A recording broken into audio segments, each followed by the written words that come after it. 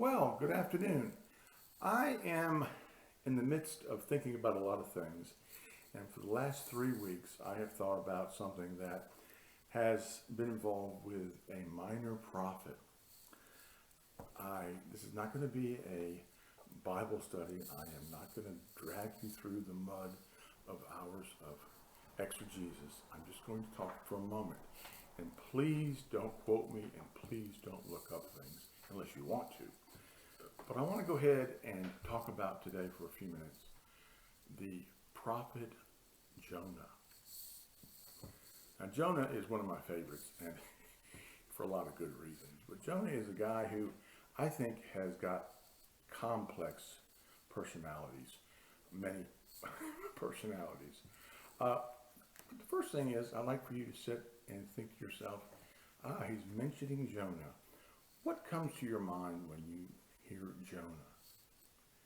And if you said the big fish, you're probably on track for Bible studies and Bible schools and everything else that goes along with the book of Jonah.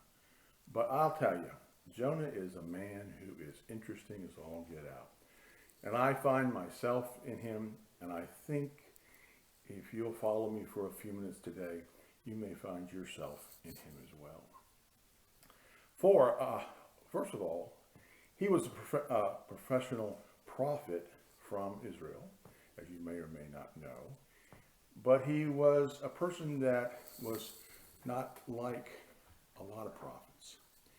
He did not give warnings out, but he had a dialogue with God. And his warnings came in short speech or time with people of Nineveh. But in the meantime, he, instead of doing the warnings, he ran away from God. He ran away from God a lot. He went all the way to the ends of the realm to get away from God. And that's why I'm saying I'm not going to do a story about Jonah. I'm going to do about his mindset. He ran away from God. At first we don't really know. But it comes out to be, in the end, what we really kind of find out. But there's still a lot of questions. And that's what I want to leave you with today. Not a complete story or time together where I have tied everything up neatly, because it's not neatly done in my own mind, much less probably in yours, if you'll do what I'm going to ask you to do. For you know that a lot of prophets are ones who are running around saying this is going to happen, God has asked me to do this, asked me to do that. But as I said, he ran away. Jonah ran away. And Jonah ran away, and he found himself trying to escape God. And I think in doing that, he found a lot more than what he could handle. Now, that's not to say that he found the answers, because he didn't, I don't think. He found more questions than answers. And it's interesting to think about that, because God was clear to Jonah by saying he wanted him to go to Nineveh and talk about how bad they were acting and how much they needed to repent and turn to the Lord. And he decided he didn't want to do that. But then, of course, as you know, he got swallowed by the whale. He got involved with all of that and got spit up after he had sort of asked God for forgiveness, but really didn't. He didn't want to go to Nineveh. He wanted to not be involved with that. And so when he did go to Nineveh, he did a halfway job. He asked them to forget their bad ways and to turn their heads and go towards God. And the idea of overturning or overturned is what he talks about a lot. And he uses the term overturned. And I saw that as something that maybe can be seen two ways. You overturn your bad behavior, you overturn your wickedness, or you're destroyed. In this case, your overturn can be destroyed, as God was supposedly saying to Jonah. But then I thought to myself, well, gosh, the king, the people of Nineveh, even the cows became aware of Jonah and God and repented. Jonah didn't really, but kind of did. But there was a turning around of someone's, or their, not someone's, their way of looking at God and asking for forgiveness. Now you're going to say to yourself, well, where's he going with this?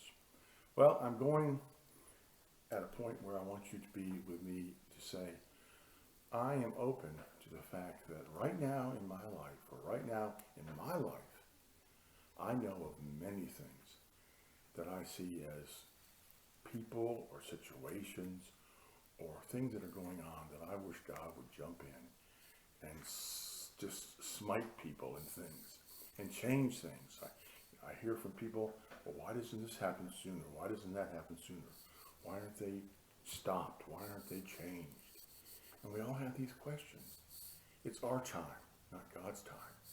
And it's our needs for wanting to have a God that's going to go ahead and be one that we thought of for the Old Testament, that would go ahead and destroy things.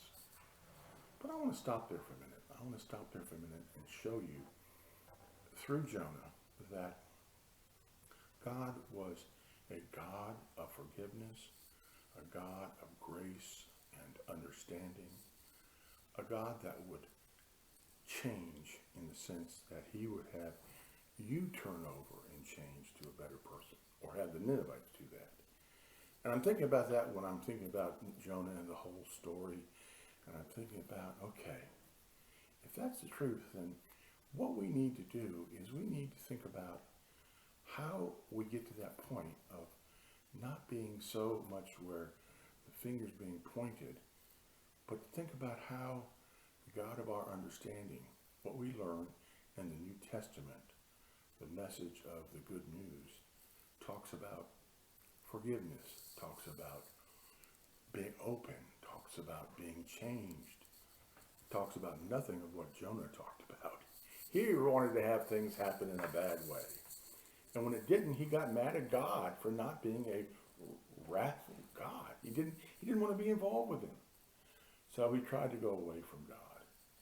And I, to this day, have never really understood a lot of that, but I do know that this book is a book that is so interesting, so different. It's not a regular book of the Bible where you have a beginning and an ending.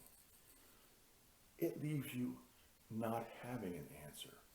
God is still having a conversation with Jonah, and Jonah's saying, just kill me, just kill me. Well, sometimes we feel that way too, I think. And we don't understand why others aren't being punished. I would offer you this today, that you might take a few moments after we stop, not now, but later, whenever you have the time and the energy. I would ask you to pick up the book of Jonah. And I would ask you to take a few minutes with that story and to get all the things that I've said kind of into the right places, but to think about the overall view of what I talked about and how Jonah was a lot like, I believe, me, and I hopefully think that you are part of that too. For if you look at Jonah, you could probably have a picture of him and put your picture on top of that because of the way we act as humans, as flawed people, as people who are striving. And I would ask you to take the time to look at that book, to do your own study for just a little bit, to ask the questions about yourself, to really go down deep for that 4 chapters. It's not very long, 4 or 5 chapters, 4. And I guess what I'm really trying to say is I'd like to leave you today with that idea, but to say that I think that you'll find that the book of Jonah is very interesting and very entertaining and very different. And there's no way to say that there's an ending, because it's just a continuance of our life. And I thank you for listening to me. This is Jeff Jones from Emmanuel's Wednesday Word, signing off.